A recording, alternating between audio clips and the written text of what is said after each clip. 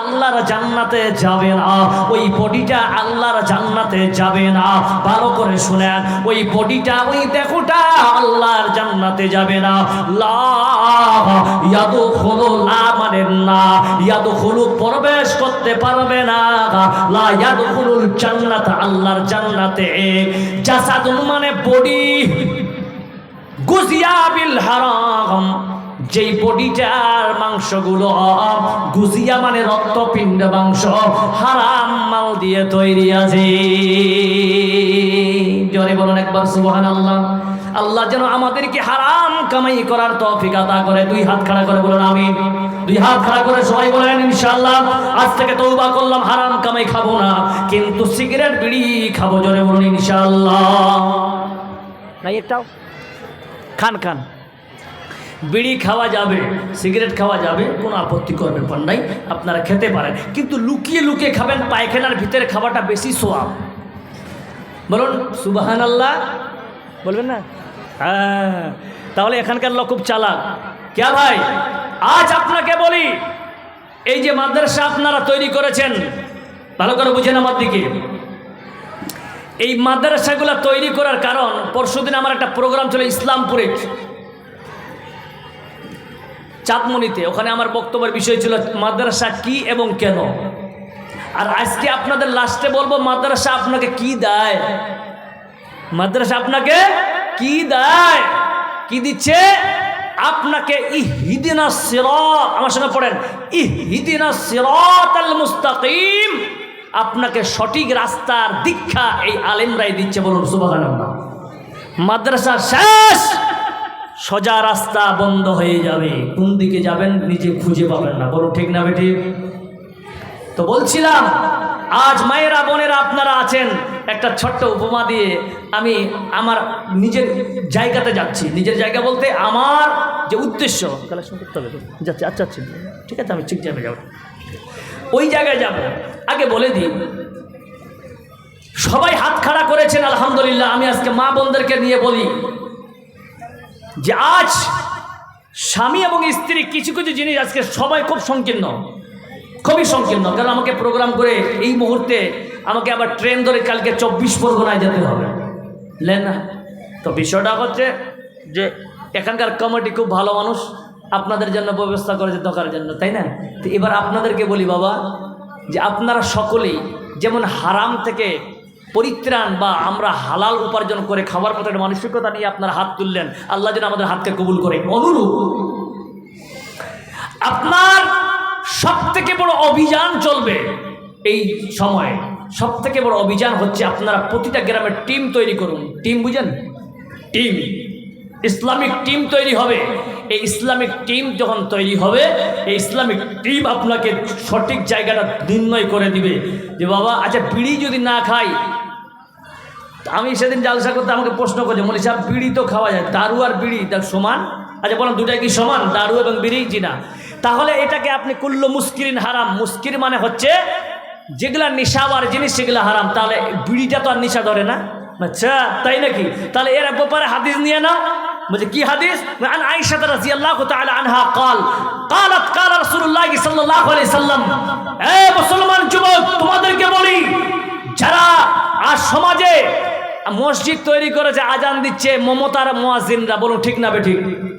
দিচ্ছে কি দিচ্ছে না? আজান না দিলে ওই সমস্ত মুয়াজ্জিন আজান দিতেছে যাদের নিয়ত ভালো নাই, ওরা বিড়ি খায়, দারু খায়, গুটকা খেয়ে তারা আজান দিতে যাচ্ছে, ওই আজানের সাড়া মুসলমান দিবে? করে বলুন দিবে?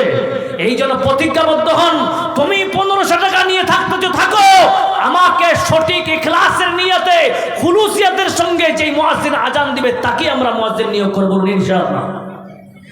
এবার আসেন, কি হলো? কুল্লু মুস্কিরিন ওয়া মুফতির। মুস্কির বলা হয় বেহুশ, শব্দের অর্থ নেন। মুস্কির মানে বেহুশ, কোনো হুশ থাকে না। যারা দারু খাবে তার বাপকেও তাকে বহুলু বলে, বলে কি বলে না? বলে কি বলে না? কোনো সময় নিজেকে, ওর বাপকে, ওর মাকে বলছে খালা দিদি ভালো আছে, ওর স্ত্রীকে বলছে মা আর খাবো না, হ্যাঁ বলে কি বলে না? তার মানে ওর হুশ নাই, এটাকে বলা হয় মুস্কির। আর মুফতির বলা হয় বেচেনি, না পেলে ভালো লাগে না। রাত 12টার সময় কোন কোন শীতের মধ্যে গিয়ে ঠক ঠক করছে জানলাতে, বলছে কে? বলছে আমি আব্দুল গফফার। কি বে, কি খবর বে? বলছে রে ভাই একটা বিড়ি দিয়ে মাথা গোড়া ঘুরছে, বলছে কেন? বলছে পায়খানা করতে গেলু, তাহলে পায়খানা বের হয় না গো, এই নাকি বিড়ি খেতে এসে একটা বিড়ি দে রে ভাই। এই সমস্ত জিনিস হচ্ছে শয়তানি ওয়াসওয়াসা। আল্লাহ যেন এই সমস্ত জিনিস থেকে আমাদেরকে পানা নেয়, বলো তো আমিন। প্রিয় মুসলিম সমাজ, তাহলে আসেন এই জায়গায় আমরা এসে একটা জিনিস বুঝতে পারলাম যে আমরা সারা জীবন যেটা ইনকাম করব, যা কিছু করছি, যেইভাবে বসে আছি, এসেছি একটাই কারণ, আমাদের উদ্দেশ্য হচ্ছে আল্লাহর জাহান্নাম থেকে পরিত্রাণ পেয়ে আল্লাহর জান্নাত পাওয়া। যারা বলো ঠিক না বেঠিক? এটা আমাদের মূল উদ্দেশ্য, মেন টার্গেট। দুনিয়াতে আসার এটা আমার মেন টার্গেট।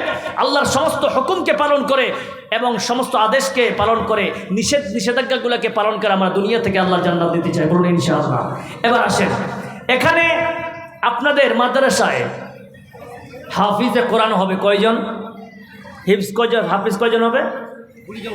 মাশাআল্লাহ, একবার জোরে বলুন নারায়ে তাকবীর। 20 জন হবে, 25 জন, 25 জন হবে। আচ্ছা বলেন তো এদের কি ফজিলত হবে? আল্লাহু আকবার। এদের বাপকে কিয়ামতের দিন তাজ পরানো হবে। একবার জোরে বলুন সুবহানাল্লাহ। তাজ পরানো হবে। আর এই বাচ্চাদেরকে কি করা হবে? যে বান্দা, ও হাফিজে কোরআন, তুই তেলাওয়াত করতে থাক, তোর তেলাওয়াত যেখানে শেষ হবে তোর জান্নাতের ঠিকানা সেই জায়গায়। জোরে বলুন সুবহানাল্লাহ। ফি কিরারিম বারারা, কোরআনে এসে ফি কিরারিম বারারা, তাফসীর যদি দেখেন অবাক হয়ে যাবেন। লিখেছেন যে সমস্ত হাফিজে কোরআন হিফজ করেছে এবং আমল করেছে, কাল কিয়ামতের দিন আল্লাহ তাদের লাইন রহমতের ফেরেশতার কাতারে তারা দাঁড়িয়ে থাকবে। জোরে বলুন সুবহানাল্লাহ। মৌলভী সাহেব আমাদের লাভ কি? এগুলো কথা আপনি শোনাচ্ছেন, তাদের লাগবে যাদের ছেলেরা হাফিজ হচ্ছে, যার বাপ হাফিজের বাপ। আমাদের তো ছেলে পেলে নাই, আমরা কি করো? সুধী মণ্ডলী,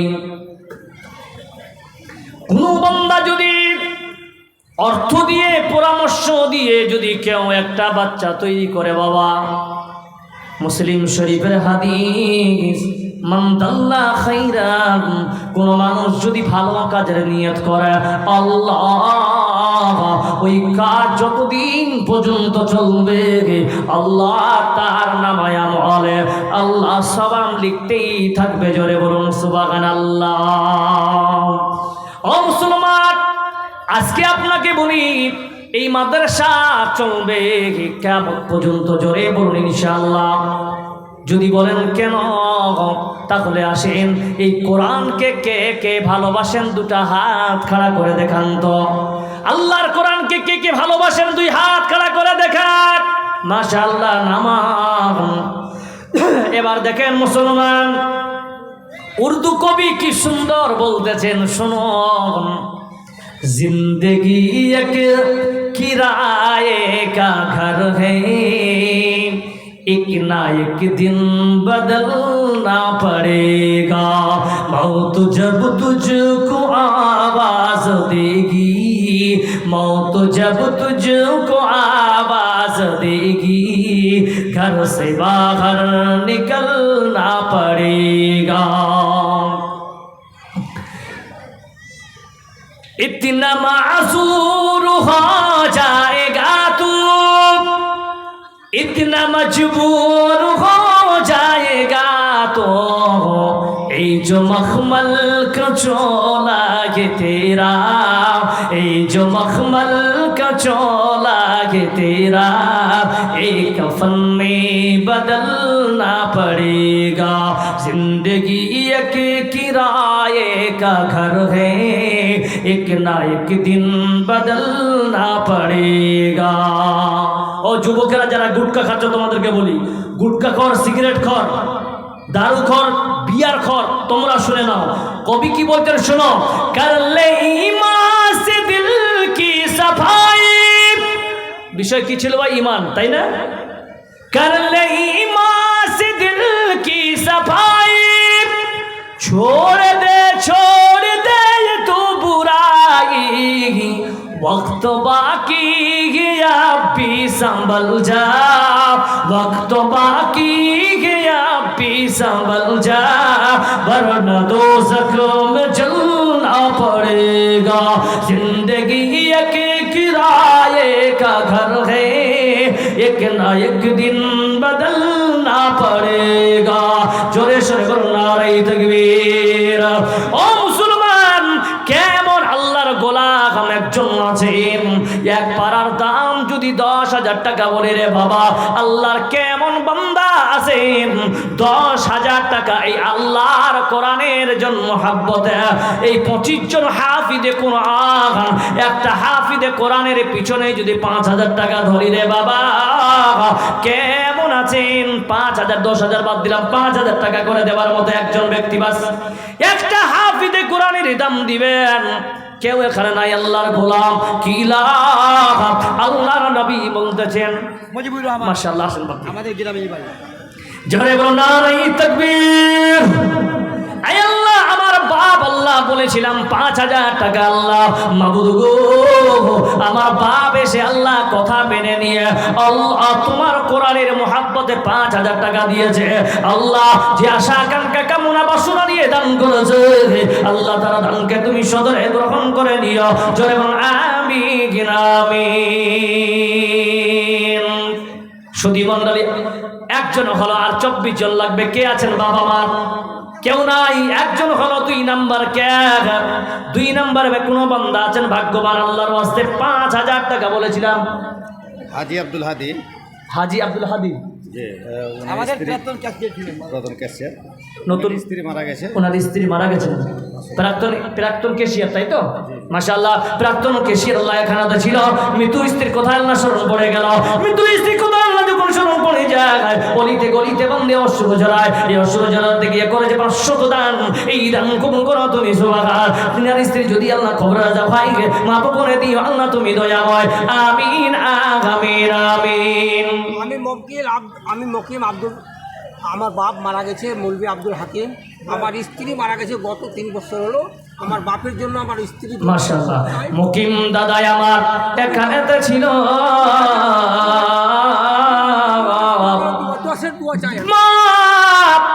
আমার মুকিম দাদা আল্লাহ 2,000 টাকা দান করেছে আল্লাহ মৃত্যু বাবার জন্য এবং মৃত্যু মা স্ত্রীর জন্য।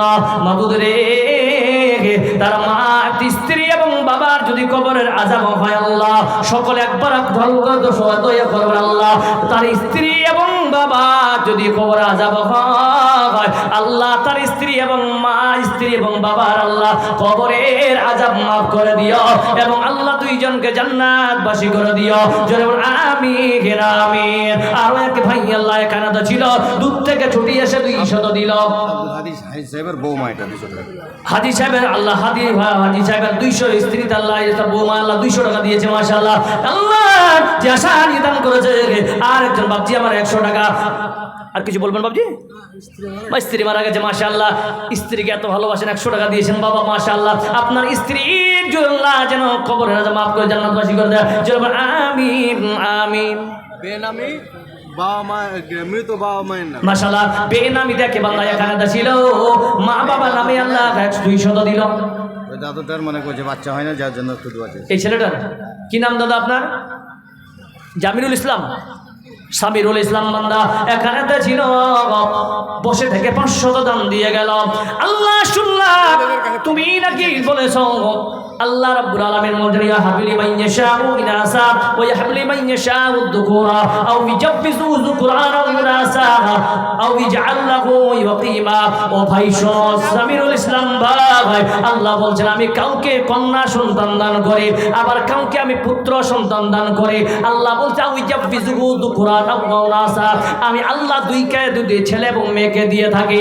আল্লাহ বলছেন ওয়াকিমা, এবং কাউকে আমি বান তৈরি করে।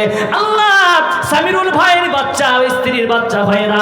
আল্লাহ ভরা মজলিসে আমি একজন মুসাফির হয়ে বলছি আল্লাহ সামিরুল ভাইয়ের জন্য আল্লাহ সন্তানের তুমি মুখ দেখিয়ে দিও। জয় বলুন আমিন আমিন। আর এক ভাই আল্লাহ এখানে ছিল, দূর থেকে 500 দান দিয়ে গেল। যে আশা উদ্দেশ্য আল্লাহ করেছে দান, এই দান কবুল করো তুমি সুবহান। আর এক ভাই আল্লাহ এখানে গেছে, সাইড থেকে 500 দান দিয়ে গেছে। আল্লাহুম্মা সাল্লি আলাইহি আল্লাহুম্মা বারিক আলাইহি। আর একজন যুবক ছেলে এসে আল্লাহ 500 করে দান দিয়ে গেল। মাবুদ রে, যে আশা আকাঙ্ক্ষা কামনা বাসনা দান করেছে। এখানে বাড়ি মাশাআল্লাহ, বারাকাত নাম যে খুব ভালো। 100 টাকা দিয়ে পারবে না ভাই আমার? 100 চাইছি যে কেরি বেগে রাখছি যে মত টাকা দাও 200 খুচরা দিব আমি। মাশাআল্লাহ, আমার একে ভাই আল্লাহ খানাদা ছিল, আগে 200 পরে 100 দান দিল, 300 টাকা আল্লাহ করেছে তোমার রাখে দান। এই দান কবুল করো তুমি, সুবহান আমিন আমিন আমিন। আব্দুল বাসির পাতলাটোলা থেকে পাতলাটোলাটাকে আব্দুল বাসির সাহেব 500 টাকা করেছে দান। এই দান কবুল করো তুমি, সুবহান। আল্লাহুম্মা সাল্লি আলাইহি আল্লাহুম্মা বারিক আলাইহি।